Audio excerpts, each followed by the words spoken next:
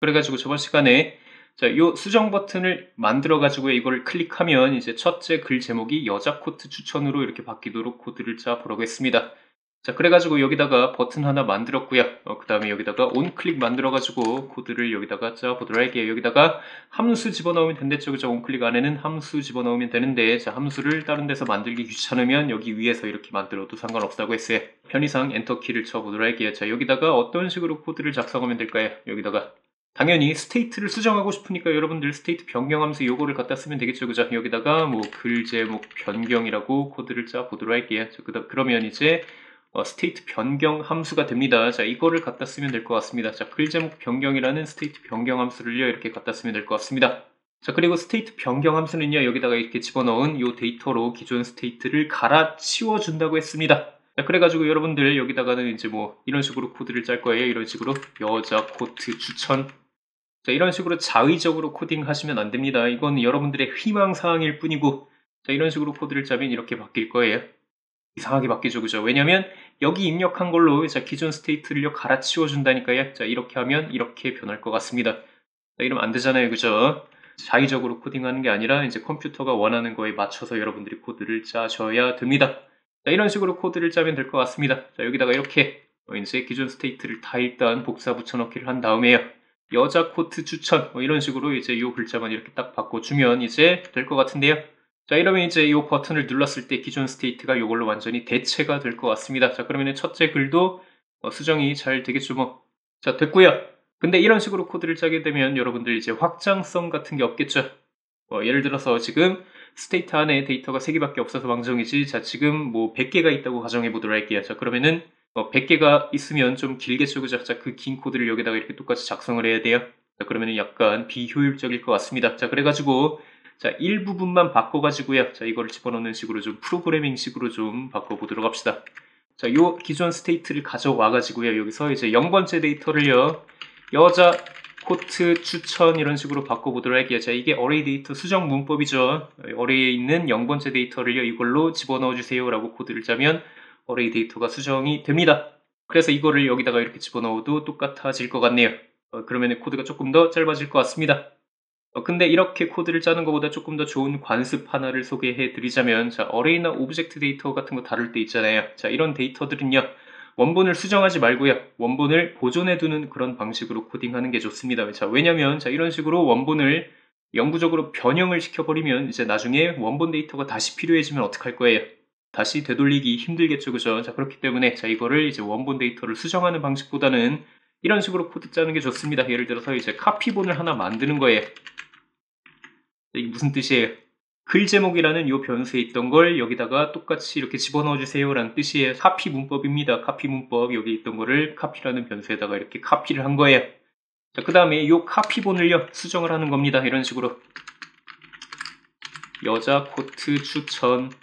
맞죠? 그죠? 카피본을 이렇게 수정하시면 됩니다. 자, 그러면 이제 원본을 보존하는 식으로 코딩을 할 수가 있습니다. 자, 아무튼 이런 식으로 코드를 짜거나 저런 식으로 코드를 짜거나 아무튼 뭐 기능 구현은 완료가 됐는데, 근데 글 수정 버튼을 눌러보면 동작하지 않습니다.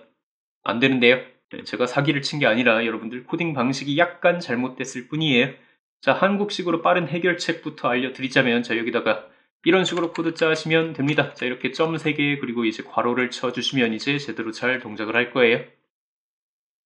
알겠죠? 이러면 이제 잘 됩니다.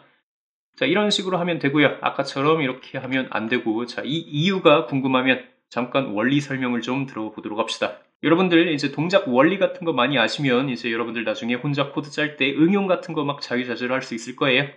자, 일단 두 가지 포인트 이해가 필요한데요. 자, 일단 첫 번째 스테이트 변경 함수의 동작 원리부터 좀 알아보도록 합시다. 자, 스테이트 변경 함수는 여기다가 내가 속어를 안에다가 집어넣은 걸로 이제 기존 스테이트를 갈아치워 준다고 했어요.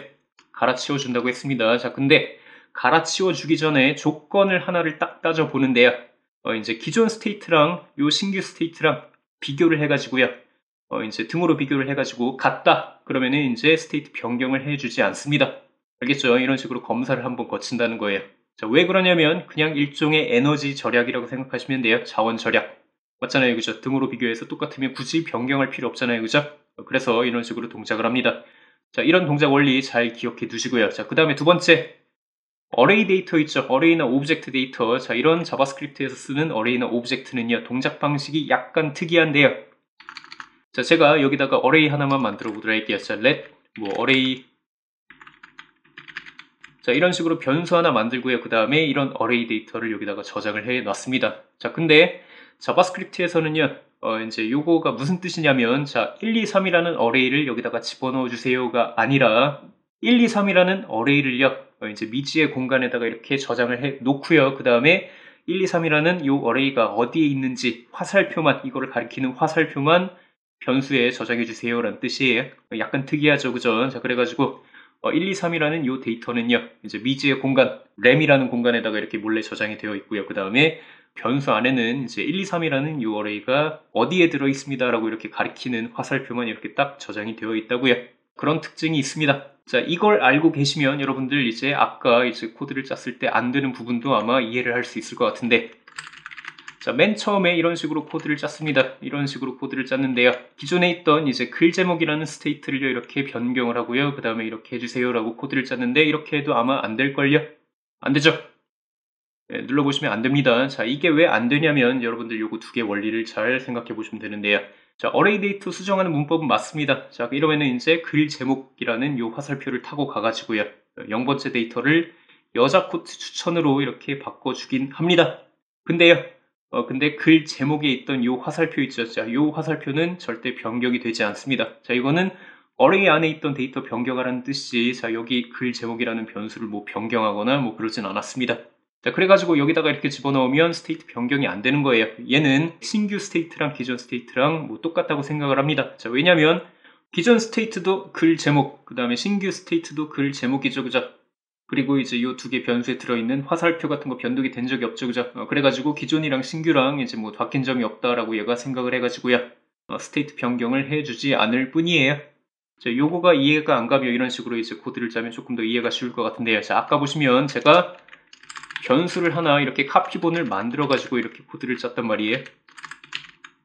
그죠? 자, 기존에 있던 어레이 데이터를요, 이렇게 복사를 하고요. 복사한 데이터를요, 이렇게 수정해서 여기다가 이렇게 집어넣었어요. 자, 이러면은 복사를 했기 때문에, 자, 요거는요, 이제 기존 스테이트랑 다르죠, 그죠? 기존 스테이트랑 신규 스테이트 요거랑 약간 달라 보입니다. 자, 그래가지고, 변경을 해줘야 되는데, 자, 이것도 안 돼요. 그죠? 수정 버튼 누르면 여자 코트 추천으로 이렇게 변경이 되지 않습니다. 자, 그 이유는요, 자, 지금 글 제목이라는 어레이를요, 여기다가 이렇게 복사를 했어요. 네, 복사했습니다. 자, 그러면은 여러분들, 글 제목에 있던 것들이 여기에 이제 그대로 박히게 되는데, 자, 글 제목에 저장이 되어 있던 거는 어레이 데이터가 아니라, 요 어레이 데이터가 아니라 화살표입니다. 화살표. 자, 요 변수에는 화살표만 저장이 된다고 했어요. 그죠? 어레이 데이터는 그런 식으로 동작한다고 했습니다. 자, 그래가지고 얘도 똑같은 화살표를 이렇게 복사해서 이렇게 가지게 되는 거예요. 그래가지고 여러분들이 이제 요 카피라는 거를 아무리 수정을 해도요, 카피 안에 들어있던 화살표 같은 거는 전혀 바뀌지 않습니다. 알겠죠? 여기서 중요한 점.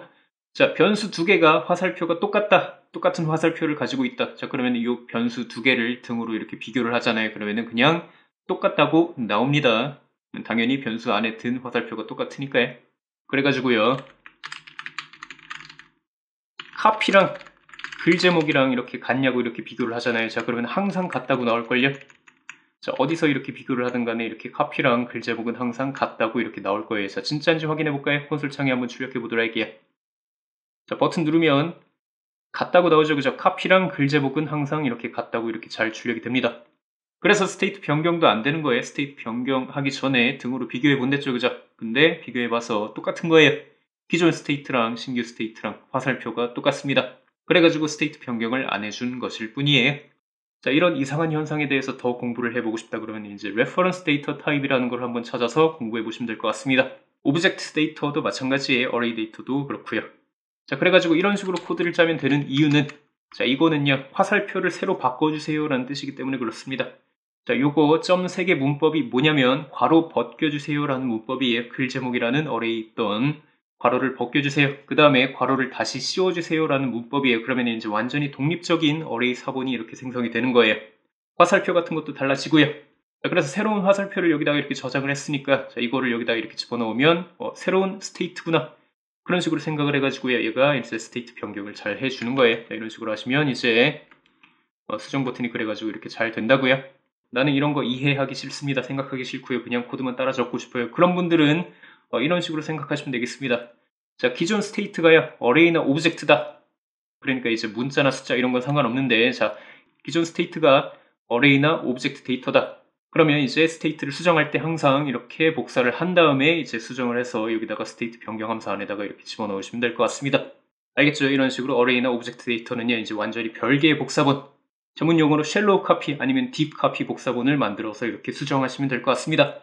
그래서 오늘 배운 기념으로 숙제 하나만 해 오시면 될 것 같습니다. 자, 여기다가 버튼 하나만 더 만들어 보십시오. 버튼.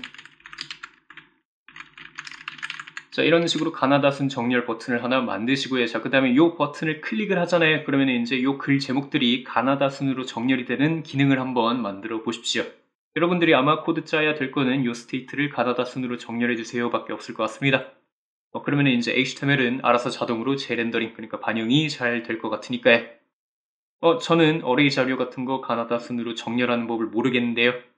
그럼 당연히 구글 검색해봐야지 여러분들 생각한다고 나오지 않습니다. 자, 간단한 문제이기 때문에 답은 하단에 있고요. 알아서 해보시고 답 맞춰보든가 하시면 될 것 같습니다.